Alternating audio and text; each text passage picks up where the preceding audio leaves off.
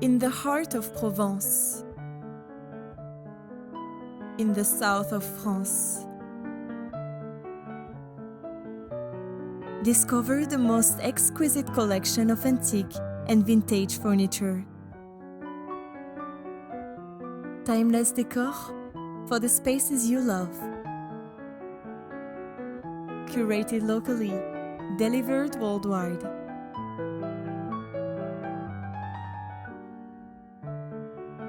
With Chez Plis Provence, you can enjoy a touch of France on your doorstep in 10 days. Chez Plis Provence, j'adore ma maison.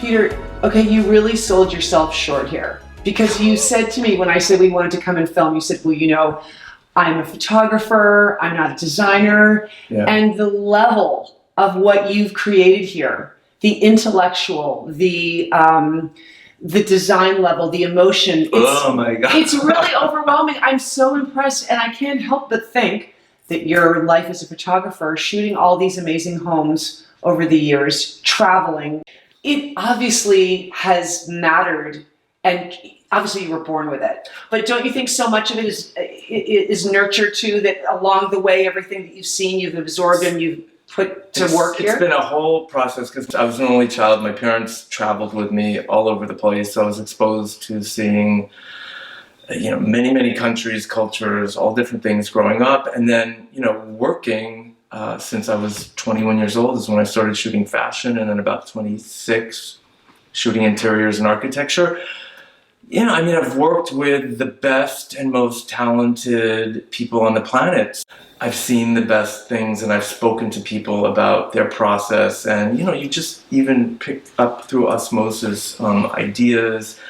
You have a deep curiosity. We talked about that earlier, and there would be a lot of people that might have done what you've done, but if they don't have the underlying curiosity, they don't take anything with them. And you obviously did, and here it is. This was a house to sort of explore a more classical idiom, and in New York it's more sort of 30s, 40s French architects' furniture. And what was so fantastic for me was all of my mom's paintings had been in storage. She passed away several years ago, so to really have them all out of storage and be able to live with them, and for Elio to be inspired by them as he paints, it's where they deserve to be. Yes. Yeah. Early 60s, so I was sitting there while she was painting those. So there's a circular poetry to us being here and being surrounded by so many family pieces, and then pieces that I've collected. There's a chair over there which I upholstered with an old Marimekko dress of my mom's, because it worked with the painting over there. You know, when I was growing up, my parents didn't spoil me with a lot of toys, but we always had an account at Rizzoli, and I could go get whatever book I wanted whenever I wanted, like any kind of book. And so travel and books, those are the two things that I'm really trying to pass the torch on to the next generation. Smart parents and smart parent. Hi, oh my gosh.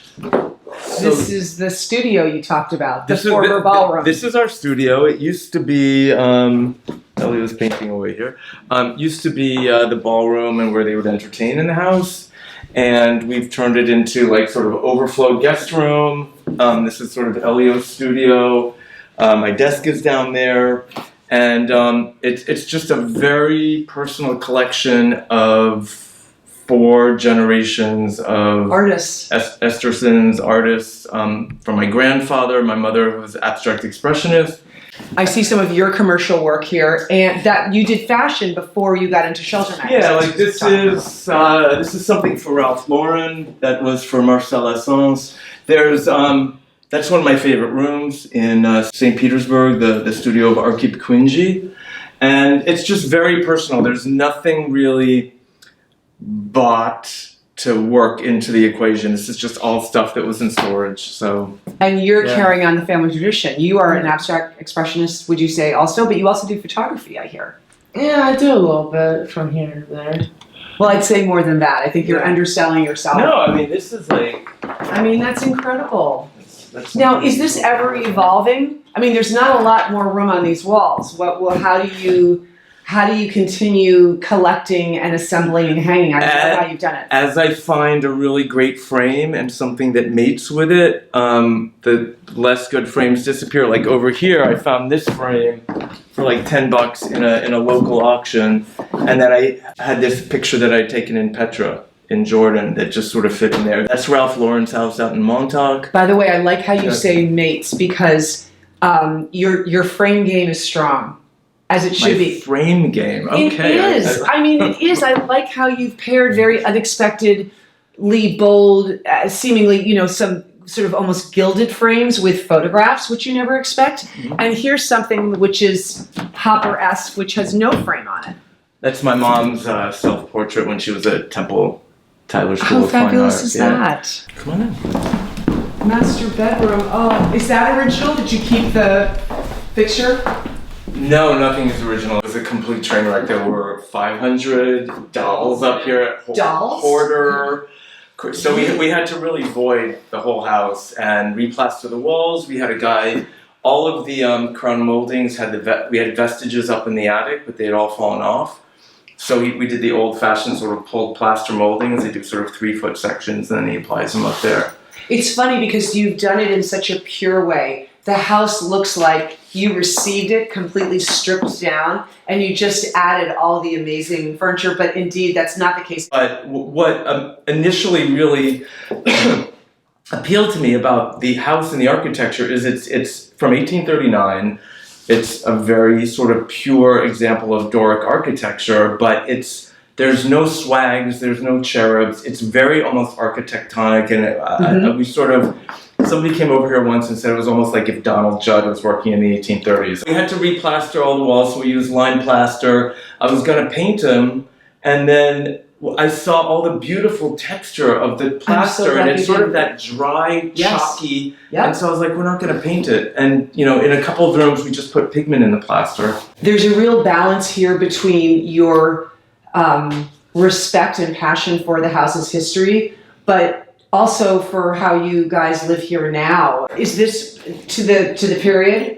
This is 1830s. The bed from New Orleans, made in New York, but from New Orleans market. I got a lot of the things in the house from New Orleans because of the scale of the ceilings there. We have like 11.5-foot ceilings, so the scale of everything sort of fit well here. So it was important for you to have some pieces that were from the period of this house. There's a lot. Yeah, I jumped into sort of classical design, and once we got the house, I really started to jump in and really learn about who was doing wonderful work in the 1825 to about 1840. This we got in Morocco from a shop in a mosque. Okay, so see, that's why it sings, because you've got the period pieces with stuff from Morocco and Italy and... Yeah, Syrian tables. This is actually a 120-year-old piece of Fortuny fabric with my mom's painting on top.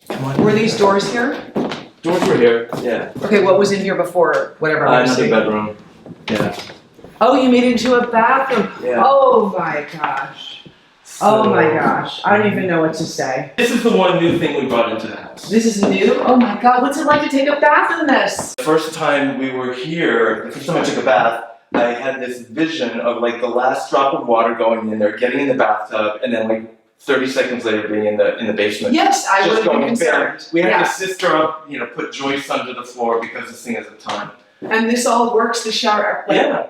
Even all of the hardware, I'd been playing soccer with Elio, and I pulled my calf muscle, so I was like 2 months just sort of in the house, and I sourced all of this, like that, the air vents, all of the hardware on the windows, all of the plumbing. So beautiful. This is from sort of 1840 to 1870. Frieze. There's a place in Boston that made these. This is from the class of 1908 to their professor.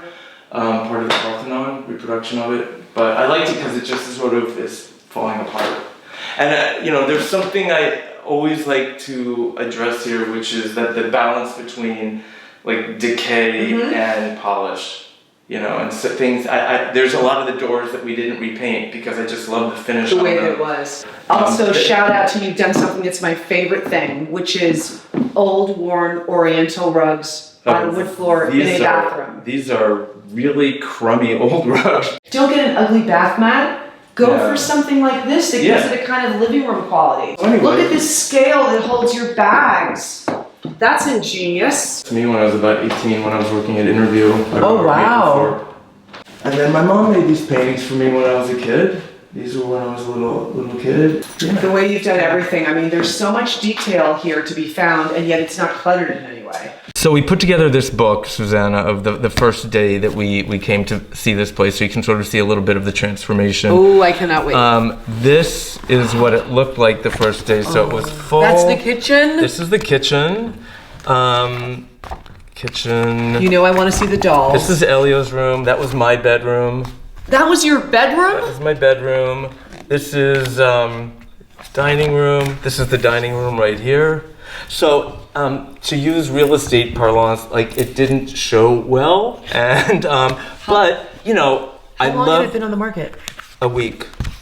But I loved the architecture, and it had the ceilings, and but it was really in need of. So the day I photographed these, this is all the process. We had to jack up the whole pediment to put the footings in for the steps. This is what we lived through.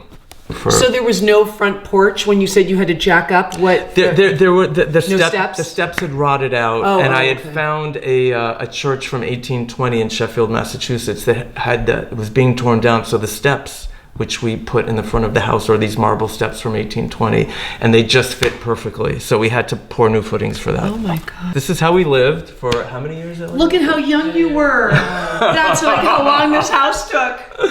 But we had a fireplace, a TV, and mattresses on the ground. So happy Daddy Day. That was it, man.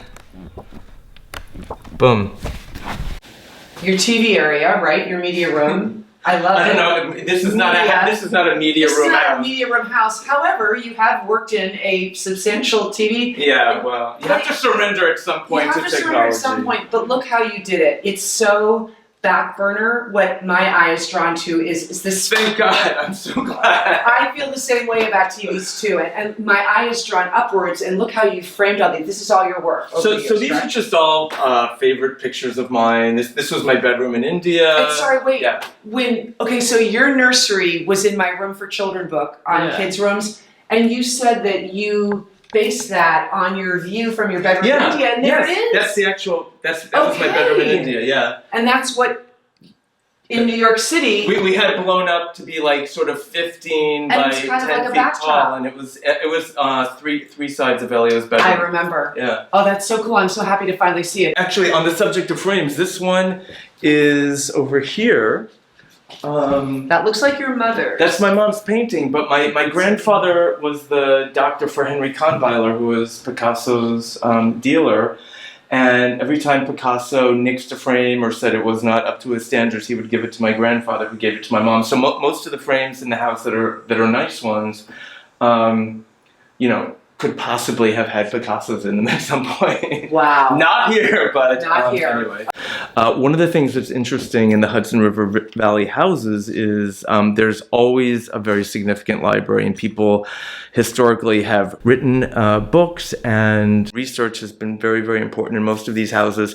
And when I was putting together the book on the Livingstons, I put together a collection of first editions, second editions of all books relating to the Hudson River Valley. And the families that had inhabited the houses, each of which was a chapter in the book. When we first moved to this area, we would drive down certain roads, and there are these mile-long driveways, and I was like, what's down there? And you go down the driveways are literally 1, 2, or 3 miles long, and they're these magnificent houses, most of which had never been published before, and had just been in the family, very, very private, and that's why I was so honored to be able to have access and do the book. And where's your book? I want to see. So God, do I even have Do you even have it? Ah, here we go. That's my book. So that's Teviotdale. That's my friend Victor's house on the cover. Life along the Hudson. Where Robert Fulton lived, and there's just amazing characters in there. The Livingstons owned all of the Catskills across the river, and so they would sit on their porches and have these sort of debates about who had the best view, and they would refer to them as our hills as they looked towards the And now sunset. it's your hills too. Well, I visit and I look at the hills, so yeah.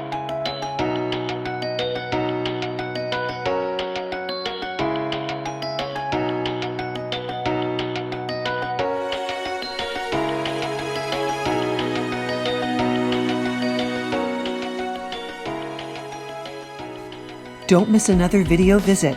Click on the orange Q to subscribe and have Quintessence virtually delivered from our doorstep to yours.